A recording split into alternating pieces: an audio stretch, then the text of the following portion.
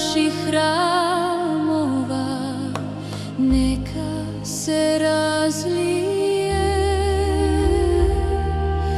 mir što dušu greje i nebo spaja s nama svima. U svetoj pravoslavnoj crkvi pod svodom molitve dobronamerni vernici tiho snove pletu za ljubav, za zdravlje, za hleb i za radost, za svako srce što traži večnu blagost.